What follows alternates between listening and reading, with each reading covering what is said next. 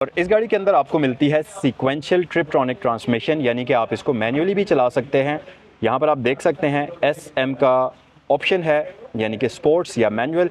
तो इस पर अगर आप इसको शिफ्ट करेंगे तो अब आप मैन्युअली भी इस गाड़ी को चला सकते हैं। सबसे पहले आप माइलेज ही देख लीजिए, 11,506 किलोमीटर ये गाड़ी चली हुई है। मतलब इसको आप बिल्कुल 0 मीटर व्हीकल समझ सकते हैं, जो कि बहुत ही लो माइलेज है। और ख़ास तौर पर जापान के अंदर इतना जो ये गाड़ी चली हुई है, ये माइलेज बिल्कुल मैटर ही नहीं करते। और ये गाड़ी आती भी डिजिटल क्लाइमेट कंट्रोल के साथ है। तो जस्ट आप ऑटो को प्रेस करेंगे तो आउटसाइड का टेम्परेचर सेंस करते हुए ये गाड़ी कैबिन का टेम्परेचर खुद ही मेंटेन कर लेगी।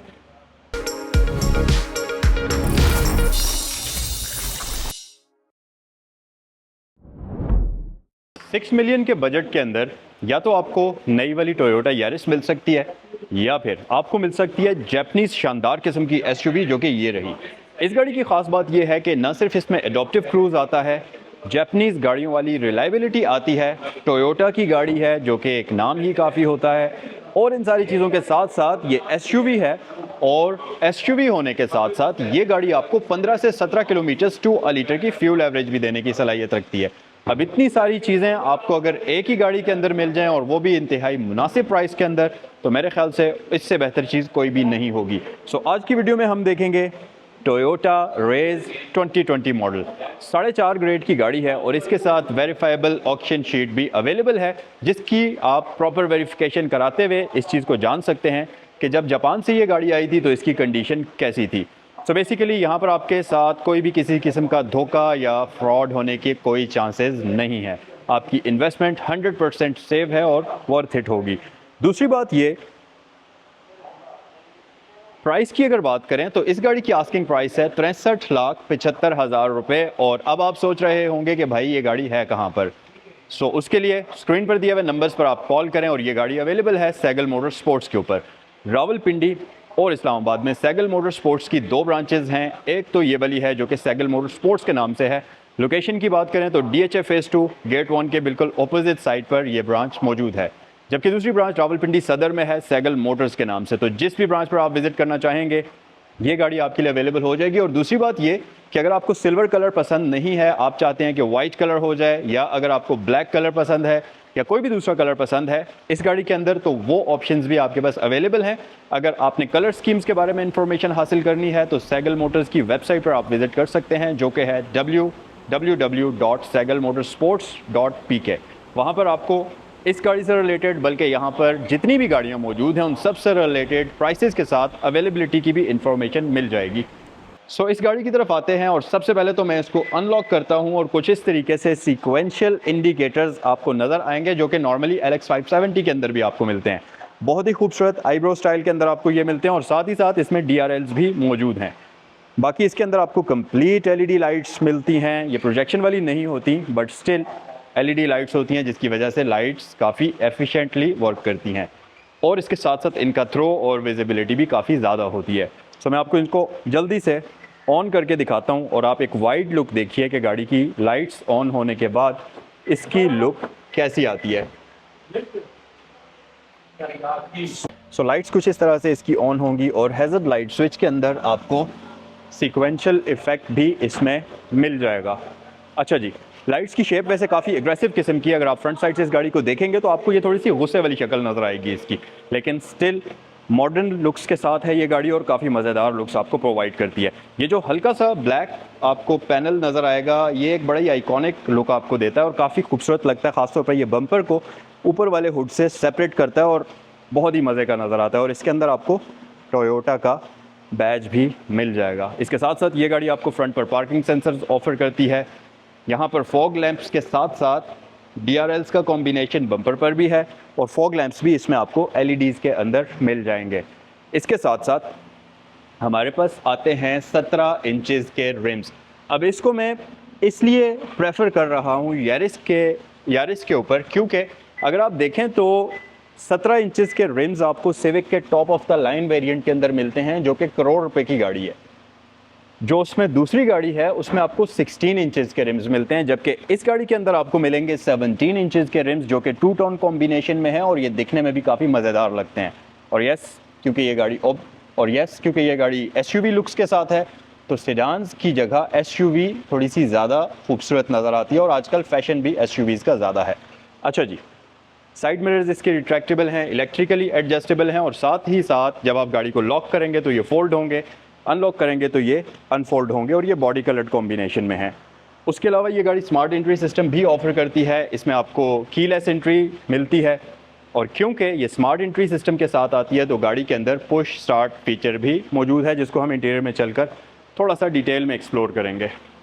अच्छा, जब आप बैक साइड पर आएंगे तो यहाँ पर आप एक चीज़ नोटिस करेंगे जो इस गाड़ी को बाकी तमाम एसयूवीज़ से डिफरेंट बनाती है, वो है इसका ये वाला क्वार्टर पैनल जो कि ग्लास का है। बाकी नॉर्मली एसयूवीज़ के अंदर यहाँ पर पिलर काफ़ी पीछे होता है, क्वार्टर पैनल यहाँ पर होता है, लेकिन इसका पिलर से पीछे जाकर क्वार्टर पैनल स्टार्ट होता है और आपको ऐसा लगता है कि रियर विंडो एक्सटेंड होकर यहाँ तक आती है, जो कि रियर साइड से इस गाड़ी को दिखने में बड़ी ही खूबसूरत और बड़ी ही मॉडर्न लुक प्रोवाइड करती है और आपको काफ़ी शेप इसकी डिफरेंट नज़र आती है बाकी तमाम एसयूवीज़ से। लाइट्स की अगर बात करते चलें तो आपके पास साइड स्वैप लाइट्स आती हैं जो कि बेसिकली एलईडीज़ और हैलोजन का कॉम्बिनेशन होती हैं।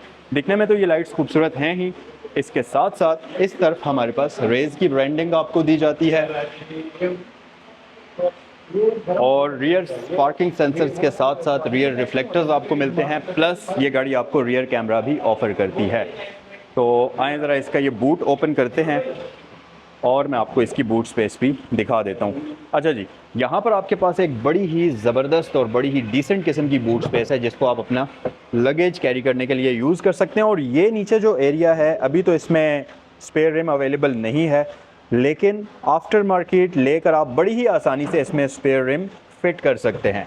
इसको हम क्लोज़ करते हैं और इंटरेस्टिंग चीज़ ये कि इसकी ये जो पिछली सीट्स हैं ये फोल्ड भी हो जाती हैं बड़ी ईजीली। इसमें आपको 60-40 का स्प्लिट मिलता है, तो अगर आपने बड़ा लगेज कैरी करना है, आपको कार्गो स्पेस ज़्यादा चाहिए, तो आप इन सीट्स को आराम से फोल्ड भी कर सकते हैं।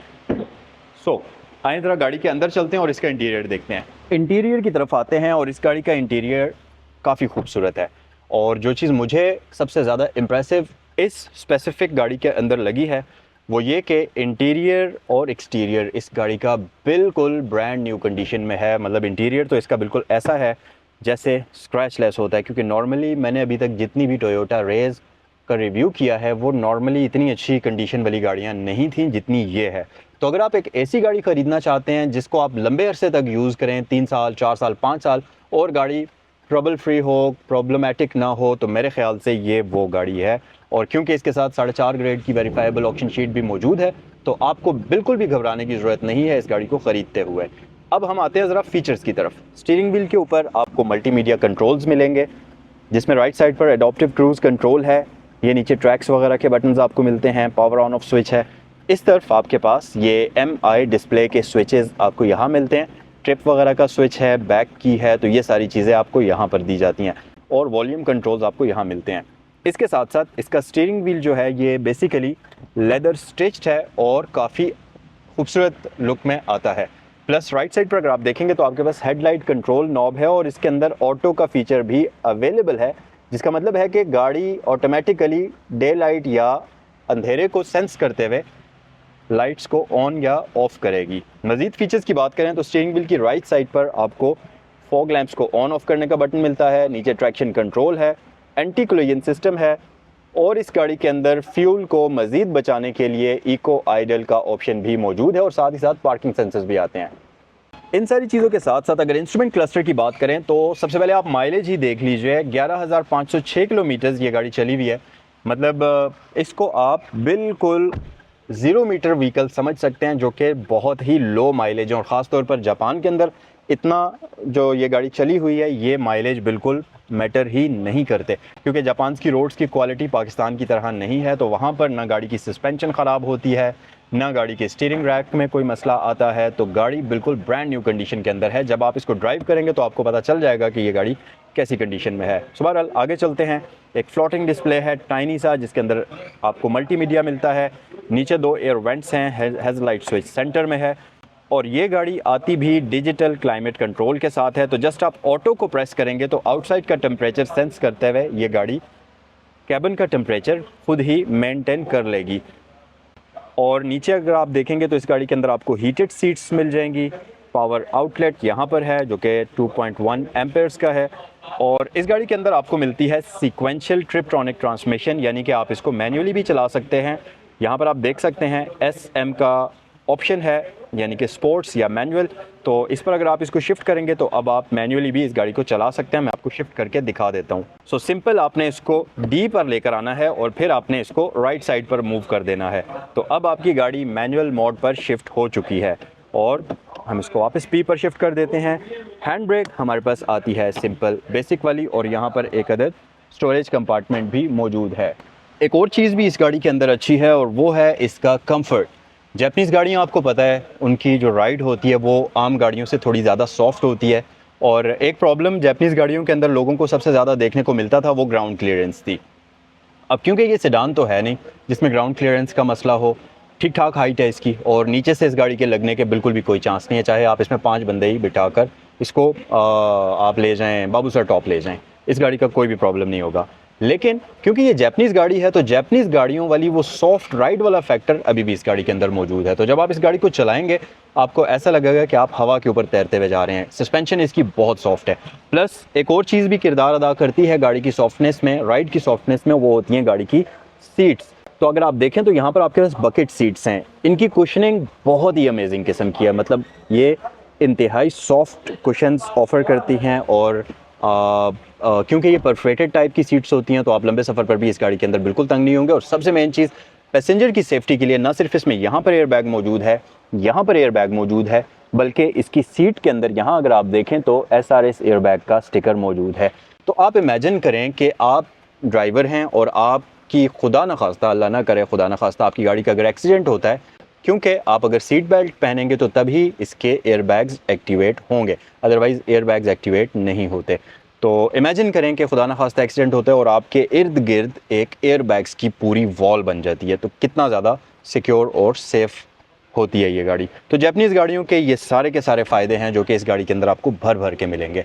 बाकी हमारे पास यहाँ पर कार्ड होल्डर है, वैनिटी मिरर है, ये सारी चीज़ें हैं, और रियर पैसेंजर्स के लिए सीट बेल्ट की वार्निंग्स यहाँ शो होती हैं तीनों सीट्स की, तो ये भी बड़ी अच्छी चीज़ है। अच्छा, एक और मज़े की चीज़ कि इसके अंदर DVR, ये आपका जो रिकॉर्डर होता है, आपने देखा होगा इंटरनेट पर वो हादसों की वीडियोस हाईवेज़ के ऊपर जो रिकॉर्ड हुई भी होती हैं गाड़ियों में, वो इन्हीं कैमराज से होती हैं, जो कि इसके अंदर आपको प्री इंस्टॉल्ड मिल जाएगा। ये आपको इसमें बाद में लगवाने की ज़रूरत नहीं है। सीट्स की एडजस्टमेंट मैनुअल तरीके से होती है, मतलब आप इसको आगे पीछे मूव करेंगे तो मैनुअल है, और साथ ही इसकी जो ये बैक रेस्ट है इसको भी आप मैनुअल तरीके से इस तरीके से एडजस्ट कर सकते हैं। हाइट एडजस्टमेंट का ऑप्शन पैसेंजर के लिए नहीं है, लेकिन यस ड्राइवर के लिए ये ऑप्शन मौजूद है। आइए ज़रा बैक साइड पर चलते हैं। गाइस, रियर साइड पर अगर आप आएंगे तो जो सबसे ज़्यादा सरप्राइजिंग फैक्ट है इस गाड़ी का वो ये कि गाड़ी बिल्कुल छोटी सी है, टाइनी सी व्हीकल है, लेकिन अंदर आके आपको इसकी जो लेग स्पेस मिलती है वो अमेजिंग किस्म की है, क्योंकि अंदाज़ा नहीं होता बंदे को कि इतनी छोटी सी गाड़ी के अंदर इतनी शानदार लेग स्पेस आपको मिलेगी, जो कि ये गाड़ी ऑफ़र करती है। अब ये जो सीट है ये फुल पीछे की हुई है, मैक्सिमम पोजीशन पर जितनी हो सकती थी। इसके साथ साथ इसका ये जो टिल्ट वाला एंगल है इसको भी काफ़ी ज़्यादा पीछे की तरफ डिक्लाइन किया हुआ है। लेकिन अगर मैं यहाँ पर आ जाऊँ, जो इसकी सीट बिल्कुल नॉर्मल पोजीशन पर है, तो अब आप अंदाज़ा लगा सकते हैं कि लेग स्पेस कितनी ज़्यादा है इस गाड़ी के अंदर। इसी तरह से हेड स्पेस भी बहुत मज़े की है। तो अंदर बैठकर आपको बिल्कुल भी ये गाड़ी क्लस्ट्रोफोबिक नहीं लगती, एक स्पेशियस फील आती है और आपको पता चलता है कि आप वाकई किसी खूबसूरत सी गाड़ी के अंदर बैठे हुए हैं। सो जनाब, ये था आज का रिव्यू इस खूबसूरत सी cute C small C SUV का। अगर आप इस गाड़ी को ख़रीदना चाहें, इस वीडियो को देखने के बाद आपको ये गाड़ी पसंद हो, तो आपके फ़ोन की स्क्रीन पर दिए गए नंबर्स पर कॉल भी कर सकते हैं, या आप सैगल मोटर स्पोर्ट्स की वेबसाइट भी विज़िट कर सकते हैं। ये गाड़ी आपको कैसी लगी कमेंट सेक्शन में अपनी थॉट्स से ज़रूर आगाह करें। आपसे इजाज़त चाहते हैं, नेक्स्ट वीडियो में आपसे मिलते हैं। अस्सलाम वालेकुम।